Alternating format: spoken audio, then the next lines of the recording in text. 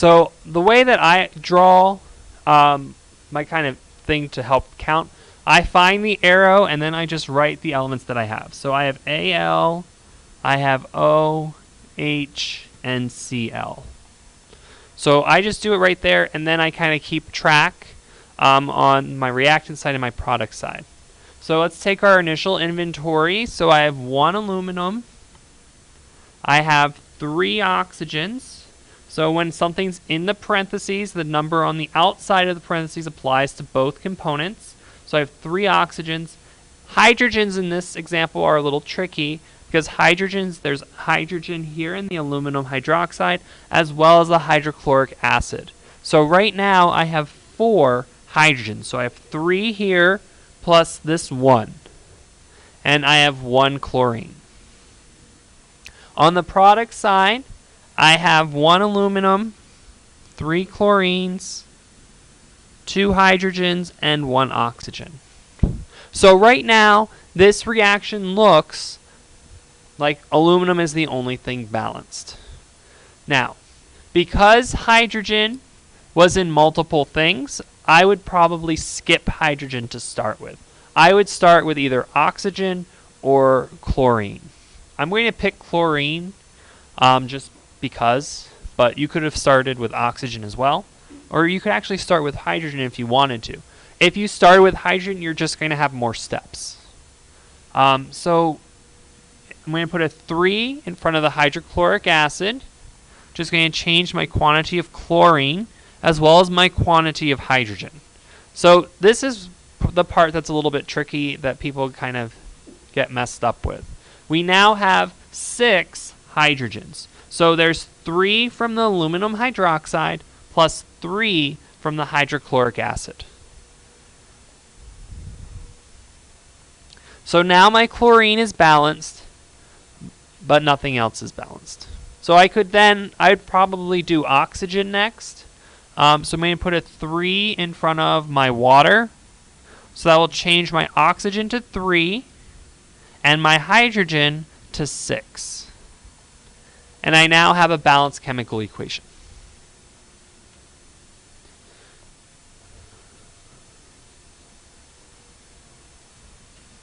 So the next one's a bit trickier. We have iron, oxygen, and carbon. One thing to point out is you have oxygen in every single substance. So for this one, I probably wouldn't start by trying to balance oxygen. So I have 2 irons, 4 oxygen, and 1 carbon on the reactant side, 3 iron, 6 oxygen, and 1 carbon on the product side.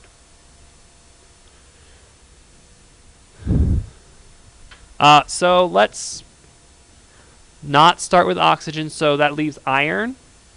So when you have this situation of a 3 and a 2 or an odd and an even number, just like in math, if you're trying to find a common factor, you would multiply both sides to make it work out evenly. So I'm going to pick this, which is this substance on the reactants. I'm going to multiply by 3, and this substance I'm going to multiply by 2. That way, both have 6 irons.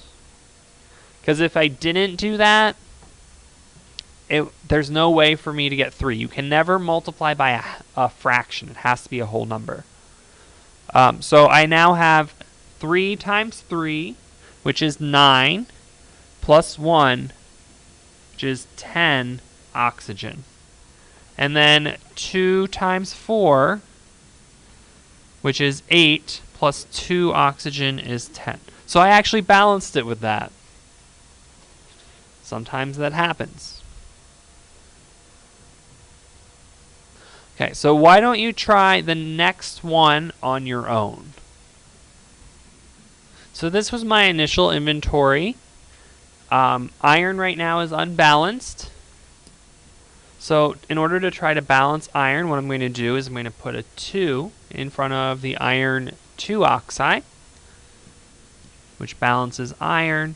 But now I have 2 oxygen plus 2 oxygen, giving me 4 oxygen. So oxygen is what appears to be not balanced. So we have that odd even problem again. So I'm going to multiply the iron 3 oxide by 2, which is going to change my oxygen to 6 and my iron to 4. I always encourage people when they're balancing chemical equations to try writing it out. Don't just kind of do it all in your head. Sometimes you will be able to balance it in your head because you'll be able to, it's a simpler equation, but there are more complex ones that you really need to write out. Okay, so now nothing is balanced. So let's see if we can fix iron. We need 4, so I'm going to put a 4 in front, which changes iron to 4. And then I have 4 oxygen plus 2 oxygen, which gives me 6. So I now have a balanced chemical equation.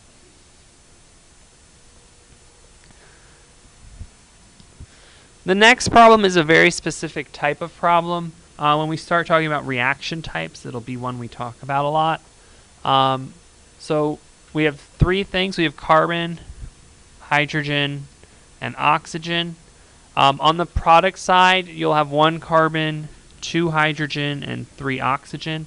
And something very specific will happen with it.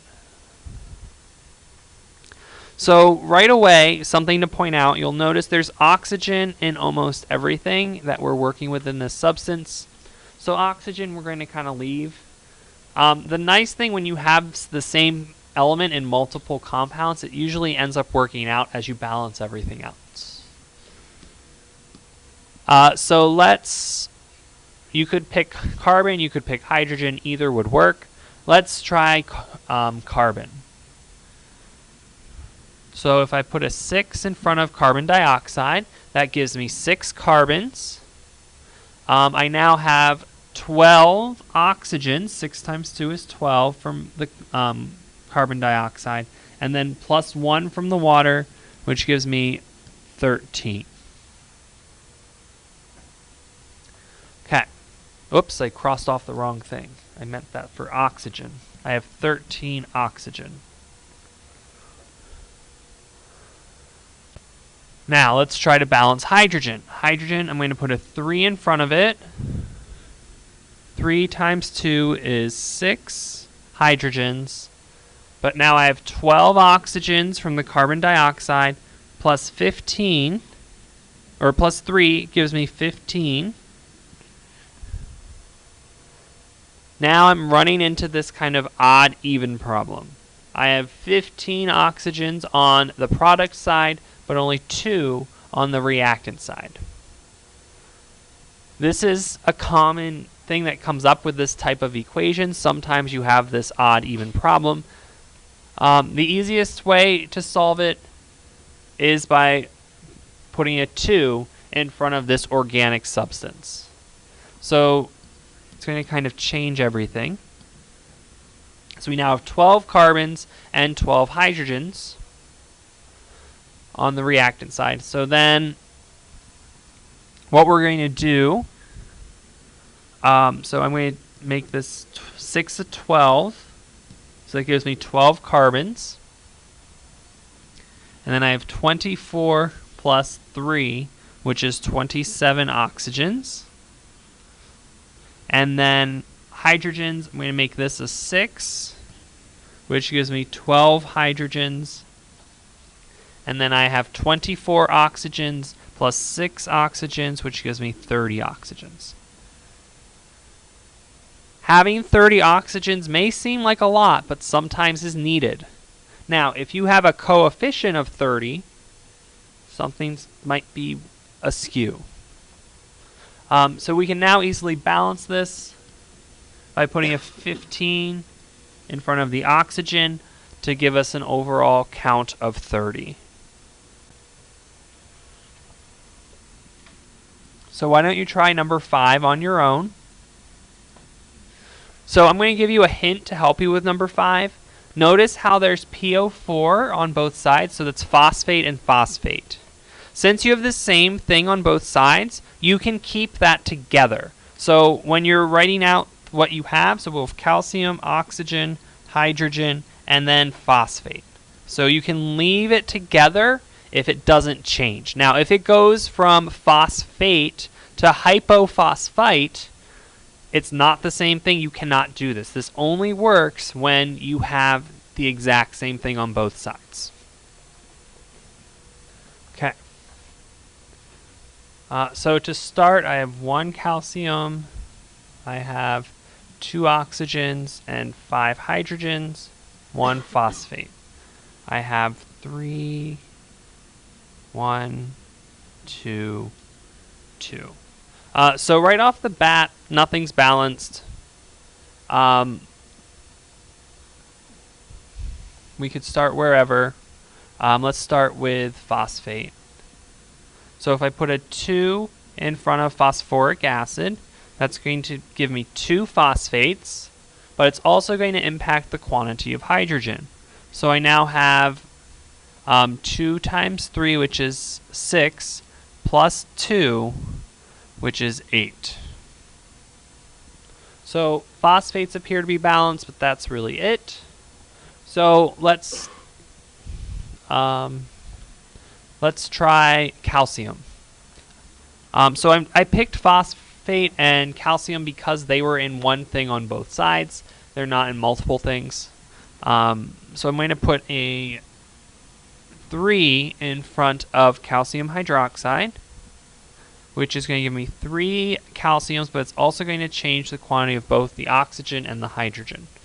So I now have 6 oxygen and 6 hydrogen plus 6 hydrogen, which is 12. So this should be a little bit of a hint. You'll notice that hydrogen and oxygen have the same ratio on both sides. So we could fix either. So let's fix oxygen. So we'll put a 6 in front of the water, which gives us a balanced chemical equation.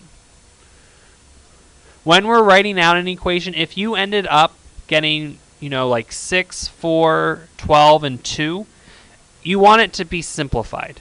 So if you get a higher ratio, that's fine, but you always want to simplify it to the lowest full number ratio, which is 3 to 2 to 6 to 1. Okay. So this brings us to the next type, where we aren't actually given a chemical formula. You're given the names. So this is where the unit 4 really comes back in. So methane, which is an organic substance that we talked about, has 1 carbon. CH4. It's methane gas, though, so we have to include the G here, which tells us its phase. Reacts with, meaning a plus sign, oxygen gas. Now, because oxygen is a diatomic, it's actually O2. So O2 gas, to form, anytime you have to form or to make, that's a clue that you have the arrow. So I'm going to put the little arrow above that. Carbon dioxide. Now notice when I'm writing this, I'm leaving some space so that I can write a number in front. I've seen students sometimes actually write a blank in front of it to help them make sure they leave enough space. You don't have to write a blank, but it's a good practice. So we form carbon dioxide gas and water vapor. Now I am going to assume that you know that water is H2O. Water vapor would be a gas, so it gets a G next to it. So this is kind of the first step of this, is writing out your chemical formula or your chemical equation based off of the sentence above. So then the next step is our inventory or our counting. So we have CH and O. I have 1, 4, 2, and 1, 2, 3 on the product side. So again, this is that 1, 2, 3 type. To balance, I would probably start with with hydrogen. So I'm going to put a 2 in front of the water, which changes my hydrogen from 2 to 4. Also changes oxygen. I now have 4 oxygen. So I have 2 from the carbon dioxide and 2 from the water. So now I need to balance oxygen because that's the only thing left. I'm going to put a 2 in front of the oxygen to give 4. And I now have a balanced chemical equation, and the other two would have a 1. That's the thing with writing the blanks. If you write the blanks, you shouldn't leave it blank. You should have a number there. So I'll put a 1 when I'm done balancing. Okay, let's take a look at another example. Now, the next one says iron metal. Iron is Fe. Kind of assuming here that you know that iron metal is a solid. Oops. Generally, the term metal means solid unless it's like mercury, which is the only liquid metal that we generally have. Reacts with bromine gas. Now, whenever you have an element, so we have iron and bromine, I always think in the back of my head, is it a diatomic? So iron is not, but bromine is. So it becomes Br2. To form arrow, iron 3 bromide. So this is where the balancing within the balancing comes into play. You have to write a balanced compound of iron 3 bromide, which would be FeBr3. So the 3 comes from our swapping and dropping that we talked about in Unit 4. Iron has a +3 charge, bromine has a -1. We swap and drop, which gives us FeBr3. So we have to, before we can even start balancing the equation, we have to have our substance balanced. So again, this is why we're going to be continuing to use Unit 4, or chemical nomenclature, in this unit. It's not going away. And it's iron 3 bromide solid. Can take my inventory and then start to balance. So bromine right now is not balanced. I have an odd-even issue, so I'm going to put a 3 in front of the bromine gas by itself, and a 2 in front of iron 3 bromide. So now bromine is balanced. I need a 2 in front of the iron, and I'm all set.